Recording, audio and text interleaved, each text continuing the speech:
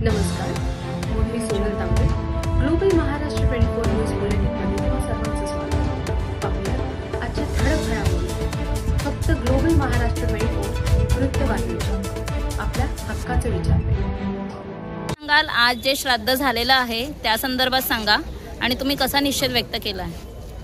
आज आम्ही शिवसेना उद्धव बाळासाहेब ठाकरे दिवाशर सर्वप्रथम मी सर्व पदाधिकाऱ्यांचे आभार मानते. आणि श्राद्धाचा महिना चालू झालेला आहे. गेल्या 12 वर्षापासून हे जलकुंभ उभे केले आहेत, मात्र या जलकुंभातून दिवा शहराला एकही थेंब पाणी मिळत नाही.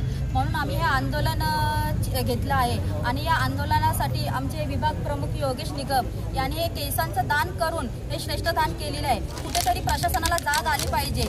नागरिक कर भरतात, पण या कराचा पैसा हा आमचा वाया गेलेला आहे. या जलकुंभाची चौकशी झाली पाहिजे.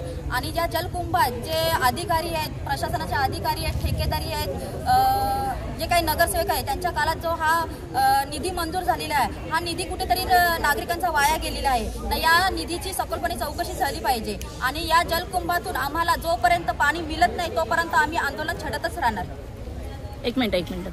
माझ्या माहितीप्रमाणे तर गेल्या 5 वर्ष तरी हा दिव्याचा प्रश्न सुटणार नाही, कारण तर तसे ठोस उपाययोजना यांनी केलेली नाहीत.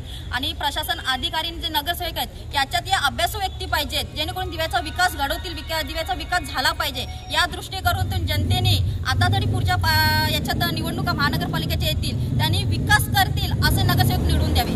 दिवेकरात मोठ्या प्रमाणात बांधकाम होतं, त्याला पाणी पोचतं, पण दिवेकरांना नागरिकांना पाणी भेटत नाही. दिव्यात सत्ताधारी आहेत, हे बांधकामाच्या त्यांच्या डोक्यावर हात आहे आणि बांधकाम करणाऱ्या लोकांना पाणी मिळतं, मात्र जे कर भरतात त्यांना पाणी मिळत नाही. त्यांना पाण्यासाठी वनवन फिरावं लागतं.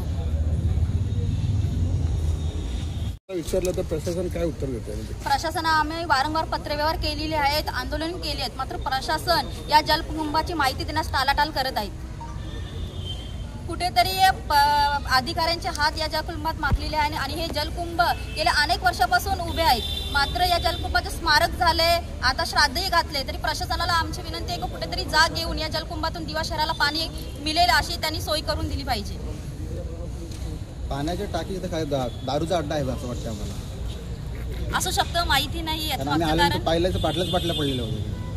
इथे जे पालिका प्रशासनाचे कर्मचारी आहेत हे दिवस रात्री जलकुंभाच्या इथे काय करतात ते माहिती नाही, पण प्रशासनाने कुठेतरी याचे गंभीरतेने पावलं उचलावीत.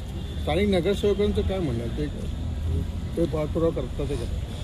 नगरसेवकांनी दिव्याचा विकास करतात म्हणून सांगितलं, पण हे सांगाडा उभा करून दिव्याचा विकास झालाय का हे मला तरी माहिती नाही. दिव्याचा विकास कशा पद्धतीने व्हायला पाहिजे, नागरिकांच्या सोयी आहेत त्या लक्षात घेऊन इथले माजी नगरसेवक आहेत की सत्ताधारी आहेत, त्यांनी दिव्याच्या विकासाकडे लक्ष दिले पाहिजे. जर जलकुंभातून पाणीच मिळत नसेल तर हे जलकुंभाचं सांगाडा उभा केलं कशासाठी? अनेक वर्ष खरं तर आज आपण गेल्या 12 वर्षापासूनच्या ज्या पाण्याच्या टाक्या आहेत या टाक्याचं श्राद्ध घातलेलं आहे. माझी प्रशासनाला एक विनंती आहे की 12 वर्षापासून आपण एवढा नागरिकांचा पैसा या टाकीच्या कामामध्ये गुंतवलेला आहे, परंतु त्याचा नागरिकांना 1 रुपयाचा सुद्धा फायदा झालेला नाही. म्हणून प्रशासनाला माझी विनंती आहे की आपण काय करतोय.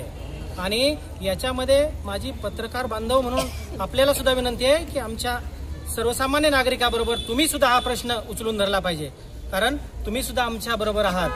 खरं तर 12 वर्षापासून कोट्यावधी रुपये खर्च करून या जर टाक्याकडे दुर्लक्ष करत असाल तर ही खरंच निषेधाची बाब आहे.